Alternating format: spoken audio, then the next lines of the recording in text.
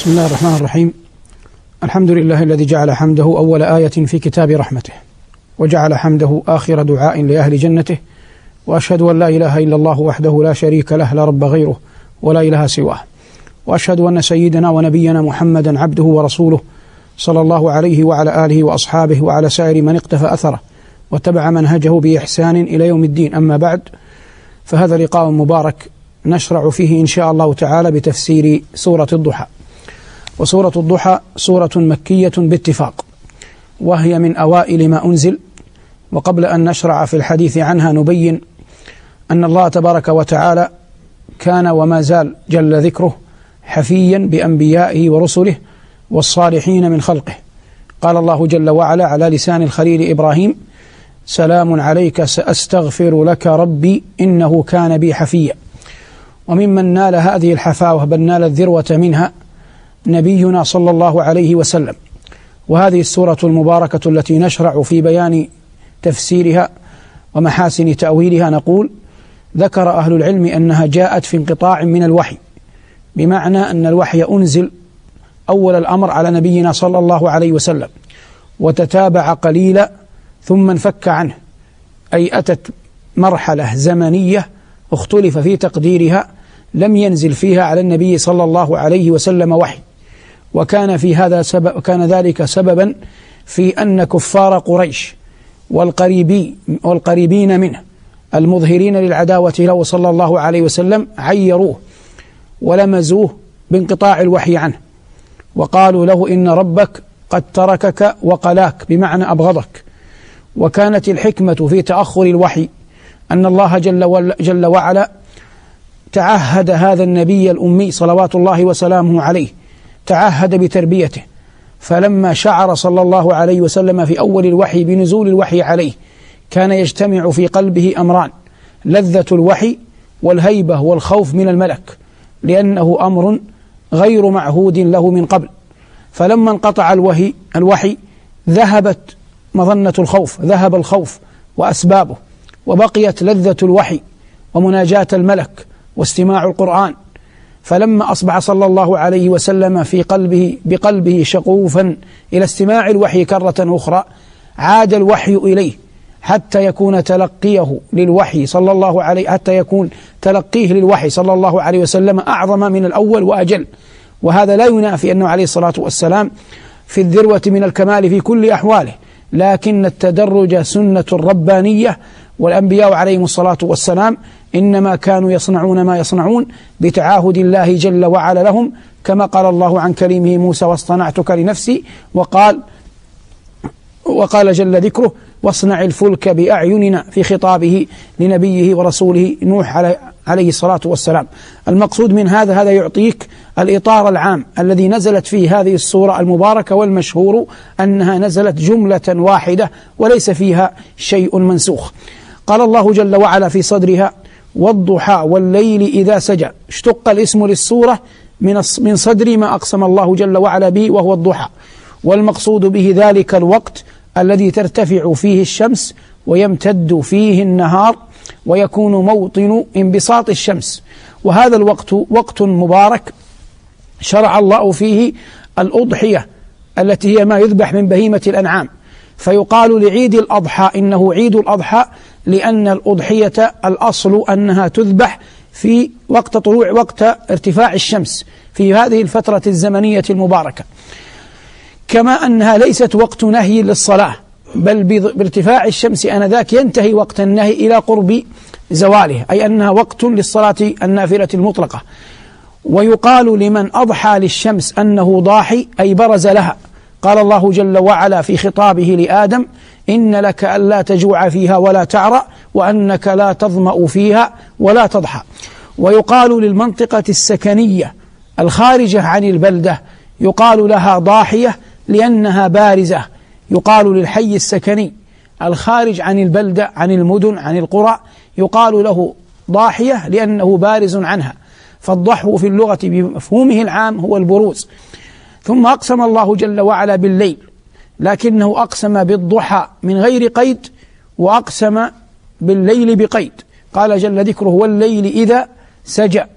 وقوله جل شأنه والليل إذا سجى، سجى في اللغة بمعنى غطى، وهذا يكون في حالة سكون الليل وسكون أهله واشتداد الظلام وعمومه. هذا هو الوقت الذي أقسم الله جل وعلا به هنا. وقد مر معنا وسيمر معنا كثيرا أن الله جل وعلا يقسم بما شاء من مخلوقاته، فهنا أقسم بالضحى وأقسم بالليل حال سجوه، قال جل ذكره والضحى والليل إذا سجى. لماذا أقسم جل ذكره؟ ما جواب القسم؟ قال الله جل وعلا لنبيه ما ودعك ربك وما قلى. الوداع في اللغة يستخدم لمعنيين، الوداع في اللغة يستخدم لمعنيين، يستخدم بمعنى الترك، فتقول لمن تريد أن تخاطبه دع عنك هذا الأمر أي اتركه. ويستخدم للتشييع للمسافر، تشييع المسافر يسمى توديع، ولكن تشييع المسافر يكون غالبا لمن تحب وترجو أوبته، وكلا المعنيين تحتمله الآية. على الأول يكون المعنى أن ما زعمه القرشيون الكفار أن ربك تركك فهو أمر منفي. وعلى الأمر الثاني لا يكون ردا على المشركين، وإنما يكون أن الله جل وعلا عندما أخر الوحي عنك لا يسمى هذا توديعا، لأن المودع في الأصل يترك المشيع، يترك من شيعه. فأنت عندما تشيع من تحب حتى يريد السفر تقصد بتشييعك له أنك لا تستطيع أن تسافر معه، وإلا لا تصبح مشيعا له. ومن زارك في بيتك عندما تشيعه إنما لا تستطيع أن تنتظم معه في ذهابه خارج منزلك، فأنت تشيعه محبة فيه وإكراما وإجلالا رجاء عودته. لكن الله يخبر نبيه ما ودعك ربك، أي لم يكن ربك جل وعلا متخليا عنك أينما كنت أيها النبي، لم يكن الله جل وعلا متخليا عنك أيها النبي في كل آن وحين. هذا معنى ما ودعك على المعنيين، بمعنى الترك أو بمعنى التشييع.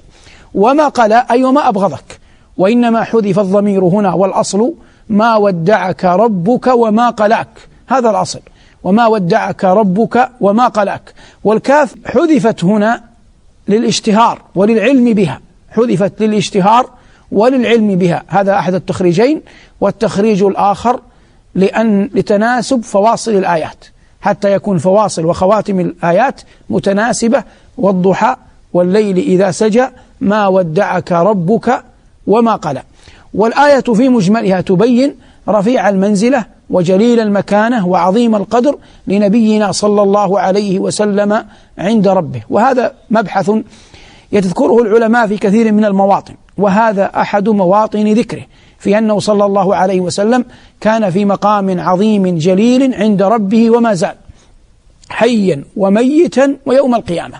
أما حيا فإن الله جل وعلا خاطبه بيا أيها النبي ويا أيها الرسول، ولم يخاطبه باسمه المفرد يا نوح اهبط بسلام منا، يا آدم اسكن أنت وزوجك الجنة، يا موسى إني اصطفيتك على الناس برسالاتي وبكلامي. وهذا في القرآن كثير. وقوله جل شأنه لما طلبت قريش العذاب قال الله لهم مجيبا وما كان الله ليعذبهم وأنت فيهم. هذان دليلان، ولا ليس الموقف موقف حصر واستقصاء.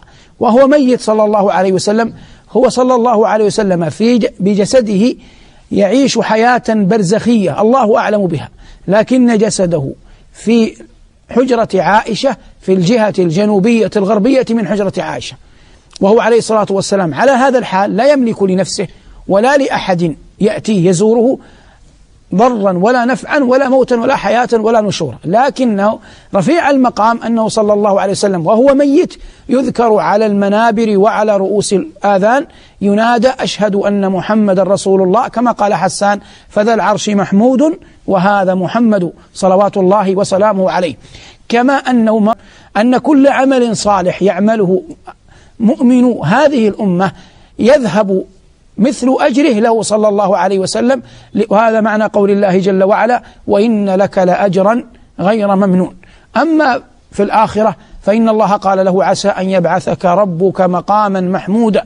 وقال صلى الله عليه وسلم عن الوسيلة فإنها منزلة في الجنة لا تكون إلا لعبد صالح وأرجو أن أكون أنا هو صلوات الله وسلامه عليه. فهذا بعض من احتفاء الله جل وعلا بهذا العبد الكريم والنبي الخاتم صلوات الله وسلامه عليه. وهذا المعنى العام لقوله جل وعلا ما ودعك ربك وما قلى.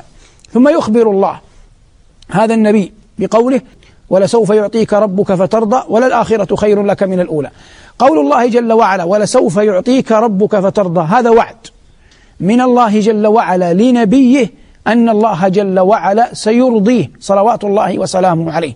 لكن من الخطأ كما فهم بعض الجهال أن هذا الوعد مطلق غير مقيد.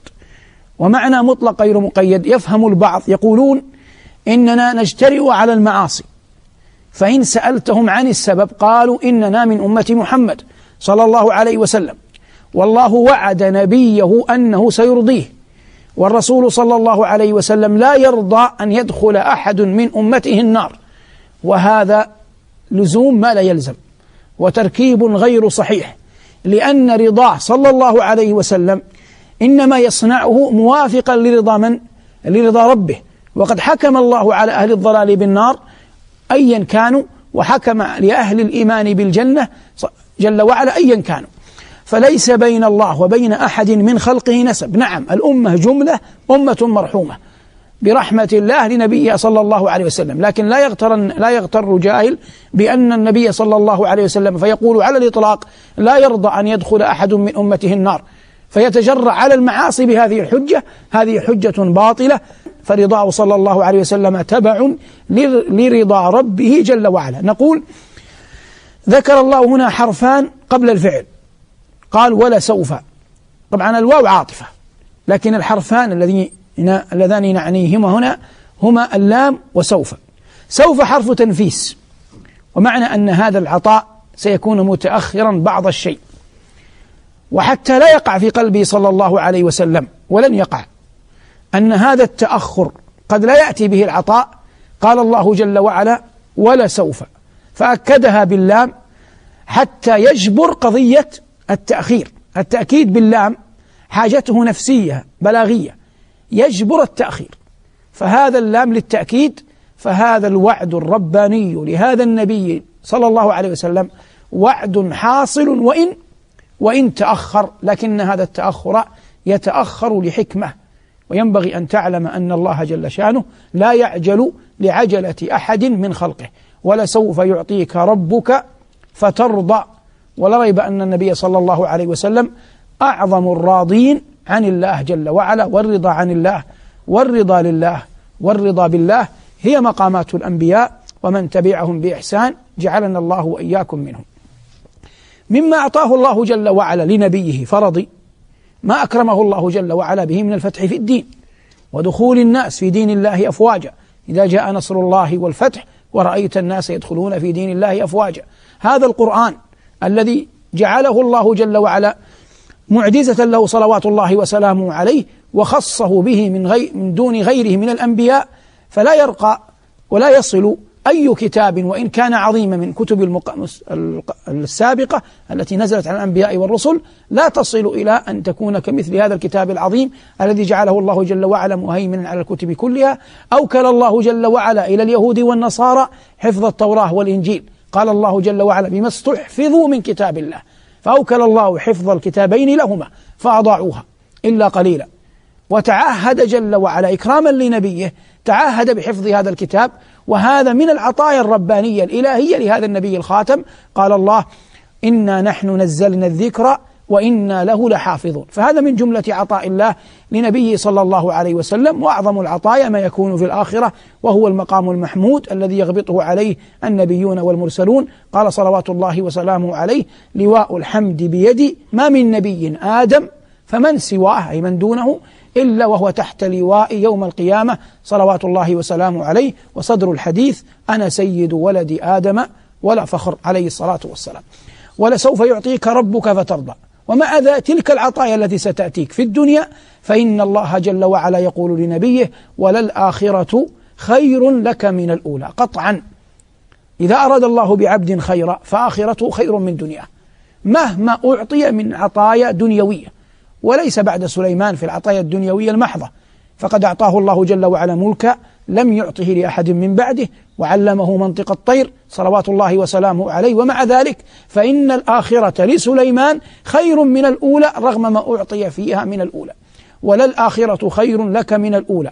لكن هذا الوعد الإلهي لهذا النبي الخاتم جعل هذا النبي يرغب في الآخرة ويزهد في الدنيا ويقول إنما أنا عبد، وخير ما بين الخلد في الدنيا ثم الجنة وما بين لقاء الله ثم الجنة في أخريات حياته، فاختار لقاء الله ثم الجنة. وقال لعمر لما دخل عليه وقد أثر الحصير فيه قال: أفي شك أنت يا ابن الخطاب؟ أولئك أقوام عجلت لهم طيباتهم في الحياة الدنيا. وإنما كان صلى الله عليه وسلم ينشد الآخرة وما فيها، وهذا الذي ينبغي للعبد.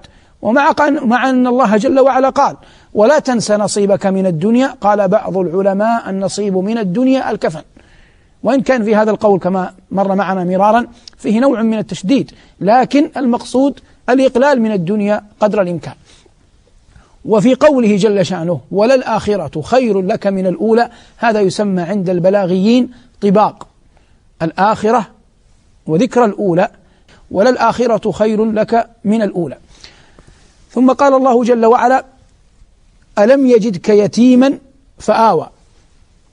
ألم يجدك يتيما فآوى، الهمزة للاستفهام، الهمزة للاستفهام. ويجدك يتيما فآوى نشرع أولا في قضية اليتم عموما. اليتم في اللغة الانفراد، يقال بيت يتيم أي لا مثيل له من الشعر. وفي الاصطلاح انفكاك الشيء عمن يعهده ويرعاه، لكنه يختلف بعد ذلك اختلافا واسعا. لما كان الأب في بني آدم هو الذي يرعى ويتعهد الأبناء والبنات، يسمى من فقد أباه من بني آدم يتيما، لأن مسألة الرعاية والعهد موكولة إلى الأب. أما في الحيوانات فإن النتاج من الحيوانات لا يعرف أباه، وهذا أمر مشاهد معلوم بالحس، ثم تتعهد الأنثى بذلك النتاج، فلا يقال لمن فقد أباه من الحيوانات يتيما، لأنه لم يفقد من يرعاه، وإنما يقال له يتيما إذا فقد أمه. أما الطير فتشترك الذكر والأنثى، يشتركان في رعاية النتاج بعد خروجه، فلا يقال له يتيم إلا إذا فقد الذكر والأنثى، فقد أبويه. إذا فقد أبويه الطائر يسمى يتيم. هذا من باب التوسع في معنى اليتيم. على هذا ما يستخرج من البحار من اللآلئ التي في ما يحيط بها، إذا انفكت تسمى درة يتيمة، أي منفكة من أصلها، منفكة عن الغطاء والمجن الذي كان يحميها، فإذا خرجت عنه تسمى درة يتيمة. الآن تخريج المعاني هذه على الآية، قال الله تعالى: ألم يجدك يتيما فآوى، الأصل تخريجها على الحقيقة، وهو أنه صلى الله عليه وسلم كان يتيما قطعا، يتيما بفقده لوالده عبد الله، فهو يتيم حقيقة صلى الله عليه وسلم، وكان يعرف بيتيم أبي طالب لأن كفالته انتهت إلى عمه أبي طالب، فكان يعرف في قريش بيتيم أبي طالب. هذا معنى تحتمله الآية، وتحتمل أنه صلى الله عليه وسلم على المعنى اللغوي ليتيم لا على المعنى الاصطلاحي، أنه كان منفردا عن قريش لا نظير له، كان منفردا عن قريش لا نظير له في قريش، فمعنى آواه اجتباه لأنه لا مثيل له فجعله نبيا ورسولا، اجتباه لأنه لا مثيل له فجعله نبيا ورسولا. لكنني لا أذهب إلى هذا القول ولا أختاره عمدا، لأن النبوة فضل محض، والله جل وعلا لم يختر لنبيه لأنه ميز عن قريش، إنما أصلا الله جل وعلا حفظه واعتنى به من قبل ذلك، لا لأمر ظهر عليه صلى الله عليه وسلم فاختاره الله من أجله، فالنبوة فضل محض. قال الله جل وعلا: الله أعلم حيث يجعل رسالته، ويؤيد هذا القول الذي ذهبنا إليه أنه صلى الله عليه وسلم قال في الحديث الصحيح: إني عند الله لخاتم النبيين وإن آدم لمجندل في طينته. لكن المعنى مقبول، هذا الرأي الذي ذهبوا إليه قول جيد، لكننا قلنا لا نختاره لأنه يصرفنا عن شيء أهم وأعظم، فيصبح معنى قول الله جل وعلا: ألم يجدك يتيما، أي نشأت يتيما حقيقة، فآوى أي فآواك بأن جعلك تحت كفالة أمك، ثم تحت كفالة جدك، ثم تحت كفالة عمك. وفي كل الأحوال كان الله جل وعلا يسخر قلوبهم لك، فضلا عما كان الله جل وعلا يعهدك به ويحيطك به من عناية، حتى أتم الله لك الفضل ببعثتك أيها النبي الكريم صلوات الله وسلامه عليه. هذا معنى الآية: ألم يجدك يتيما فآوى ووجدك ضالا فهدى. وهذه هي التي تشكل على الناس كثيرا ويكثر فيها السؤال. نعطي الجواب الحق الذي لا ينبغي الحيد عنه، ثم نقول بعض مما قاله العلماء.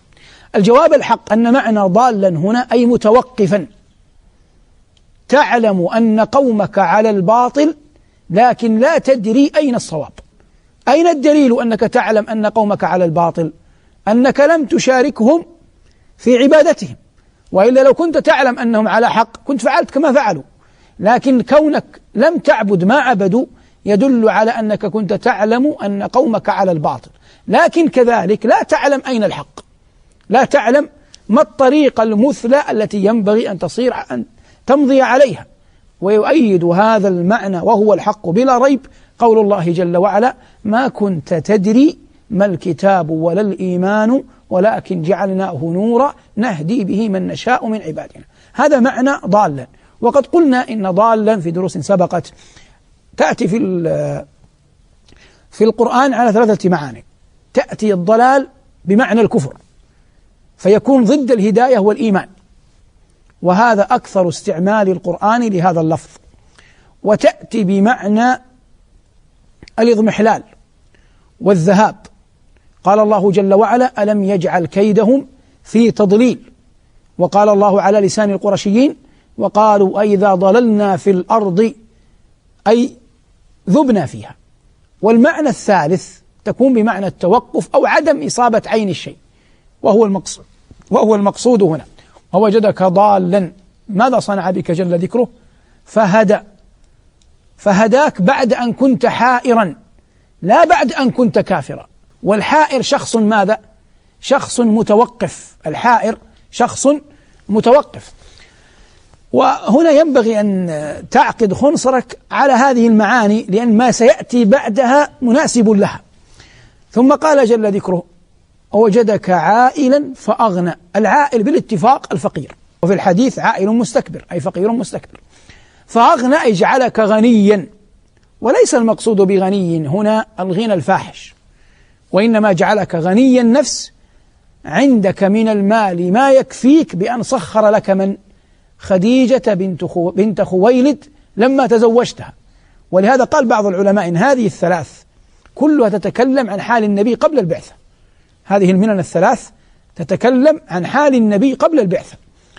عائلا فأغنى، قال بعض أهل العلم وهذا جيد: فجمع الله لنبيه الخصيصتين العظيمتين، الغني الشاكر والفقير الصابر. وبكل من هذين الحالين تلبس صلى الله عليه وسلم في مراحل حياته. ووجدك عائلا فأغنى، لم يترك له أبوه إلا جارية وفرس، أو ناقة وجارية التي هي أم أيمن. ثم إنه صلى الله عليه وسلم من الله عليه بأن تزوج من خديجة فتغير حاله. ووجدك عائلا فأغنى، بعد أن ذكر الله مننه الثلاث وهي رؤوس المنن على هذا النبي الكريم، قال له: فأما اليتيم فلا تقهر. مناسبة لأي؟ مناسبة للأولى. ولقد ذاق صلى الله عليه وسلم جرعة اليتم، فكان عليه الصلاة والسلام بعد ذلك أحن الناس على يتيم. ولقد جاء القرآن العظيم بالوصايا باليتيم في مواطن كثيرة. فأما اليتيم فلا تقهر. والقهر يكون بالقول والعمل، القهر يكون بالقول والعمل، بخلاف النهر لا يكون إلا بالقول. النهر لا يكون إلا بالقول، أما القهر يكون أذن بالقول والعمل. فقال الله لنبيه: فأما اليتيم فلا تقهر. وهنا قال صلى الله عليه وسلم: أنا وكافل اليتيم كهاتين في الجنة، وأشار إلى أصبعيه السبابة والوسطى ليبين القرب بينهما. وعلو منزلة كافل اليتيم. المقصود فأما اليتيم فلا تقهر، هذه مقابلة لقول الله جل وعلا ألم يجدك يتيما فآوى. ثم قال جل وعلا وأما السائل فلا تنهر. هنا تنيخ المطايا قليلا ضرورة، لا تعجل كما عجل غيرك. ففهموا أن المقصود بالسائل طالب المال، طالب الصدقة، وهو لا ينصرف هنا إلى ذلك، لأن هذه الثانية مقابلة لقول الله جل وعلا ووجدك ضالا فهدى. فالسائل هنا السائل عن العلم، المسترشد عن العلم، لأنها تقابل قول الله جل وعلا ووجدك ضالا فهدى. لكن نقول من حيث اللغة تحتمل المعنيين، تحتمل السائل الذي يطلب الصدقة من حيث العموم، وتحتمل بصورة أولية السائل عن العلم أو المسترشد عموما عن ضياع في طريق أو ما أشبه ذلك، أو المسترشد عموما. فهذا معنى قول الله جل وعلا وأما السائل فلا تنهر، فدله واقبله. لكن كلمة فلا تنهر قرينة أقوى للدلالة على السائل الذي يطلب الصدقة، لأنه يكون ضعيفا. لكن نقول جملة إن الدلالة العامة للآيات تدل على أنه يدخل بصورة أولية السائل عن العلم، ثم المسترشد عن شيء فقده، وهذا معنى قوله وجدك ضالا فهدى، يعني قريب من هذا المعنى. ثم السائل سؤال شفقة وإحسان كطالب الأموال وطالب الصدقات وطالب الطعام، يدخلون جملة. وهذا من عظم بلاغة القرآن أنه ألفاظه تكون يسيرة لكنها تحوي ضمن معان عظيمة. وأما السائل فلا تنهر. ثم قال جل شأنه وأما بنعمة ربك فحدث. وهذه توافق قول الله جل وعلا وجدك عائلا فأغنى.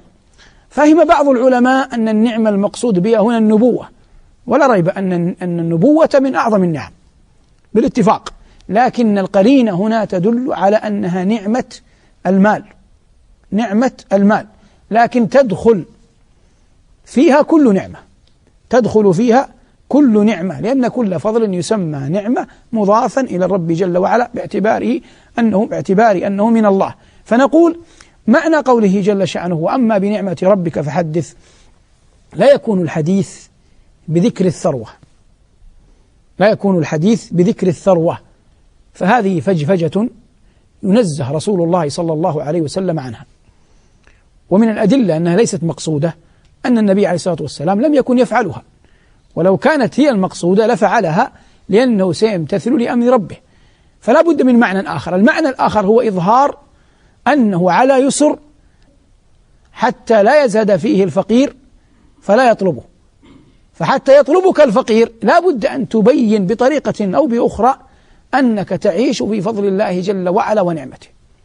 هذا على القول بأن النعمة المقصود بها قصدا أوليا قضية المال، لكن قلنا يدخل فيها النبوة لكن لا تدخل بصورة أولية. وأما التحديث بنعمة النبوة يكون بالدعوة إلى الرب جل وعلا. وعلى العموم الضابط في قضية الحديث عن النعمة أن يكون وراء ذلك مصلحة شرعية، يكون يحسن الحديث بالنعمة. فمثلا تجلس عند من يزهد في السنن فيقول جاء في السنة كذا وكذا وكذا، من يقدر على هذا؟ هذا صعب، هذا محال، هذا انتهى في زمن الصحابة، أو كلمات تشبهها. فالسامعون لهذا المتكلم لربما جنحوا إلى عدم فعل تلك الطاعات اعتقادا منهم أن قوله صواب، وقد تكون أنت ممن وفق لهذه الطاعة، فتذكرها هنا وتصر عليها على أنها نعمة من الله عليك تحدث بها حتى لا تقطع على الناس السبيل في أنهم لا يقدرون على ذلك الفضل. ويظهر لي أن هذا واضح جلي، حتى لا تقطع عليهم السبيل كما يأسهم ذلك فتدركهم أنت بذكر ذلك الحديث.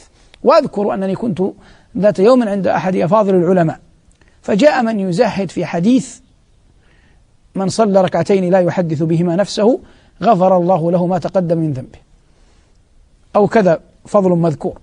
فالرجل كان يزهد في المسألة، وأنا أعلم ذلك الشيخ شيخ عابد، يعني يجمع إلى العلم الكثرة من النوافل. فلما أكثر من تكرار ذلك الأمر أمام الطلاب قال الشيخ: إنه ليسير على من يسره الله عليه، فعلته كذا مرة. هو لم يقصد أن يثني على نفسه ولم يقصد الرياء، لكن يقصد ما فهمناه الآن من هذه الآية، وهي أنها قضية التحديث بنعمة الله حتى لا يأتين زمان لا يفعل الناس فيه شيء من الصالحات، من باب أنهم يزهدون فيها بأن لا يقدر أحد على أن يصنعها. ولهذا يحسن بالمرء خاصة إذا لم يخشى على نفسه الفتنة أن يحدث مثل هذا إذا كان يثير العزائم والهمم في نفوس طلابه، شريطة أن يكون الطلاب أو السامعون يرفقون به فلا يفهمونها أنها مدح له، وإنما يفهمون منها أنها سنة يمكن أن يحصل المرء عليها. هذا الذي نقوله إجمالا في قول الله جل وعلا: وأما بنعمة ربك فحدث. عطايا الإلهية لأي عبد كان لا تكون جملة واحدة، وإنما الله جل وعلا يربي عباده والصالحين من خلقه، يعطيهم تدريجيا ويقلدهم من مننه وعطاياه ما يصلون به عند الكمال إلى ذروة ما يريدون، فلا يموتون إلا وقد أتم الله عليهم النعمة. لكنك ترى أهل الدنيا بعضهم يعطى العطايا في أول أمره، فإذا أزف الأجل ودنا الرحيل يكون قد سلب كثيرا من تلك العطايا. ولهذا تفقه قوله صلى الله عليه وسلم في دعائه: اللهم متعنا بأسماعنا وأبصارنا وقواتنا واجعلها أو واجعله، وكلا المعنيين صحيح، واجعله الوارث منا، أي نموت وهن باقيات أحياء قد متعنا بها. فالمقصود من كمال عطاء الله جل وعلا، وقد يبتلي الله بعض عباده بغير هذا، لكن من كمال عطاء الله أن التتويج يكون في الأخير، بالذات التتويج المعنوي في العطايا، فيموت الإنسان وقد أعطي. أما جسديا فبدهي أن الجسد في أخريات العمر يصيبه ما يصيبه من قرب الأجل، كما قال الله جل وعلا: من بعد ضعف قوة، من بعد ضعف قوة، من بعد قوة ضعفا وشيبة يخلق ما يشاء. والمقصود التدرج في العطايا الإلهية والمنح الربانية لمن يريد الله جل وعلا من عباده. هذا مجمل ما يمكن أن يقال عن هذه السورة المباركة المكية التي من الله جل وعلا علينا بتدبرها وتأملها في هذا اللقاء المبارك، سائلين الله جل وعلا لنا ولكم التوفيق، ونرجو الله جل وعلا أن يكون فيما قلناه بلغة ونفعا. صلى الله على محمد وعلى آله، والحمد لله رب العالمين.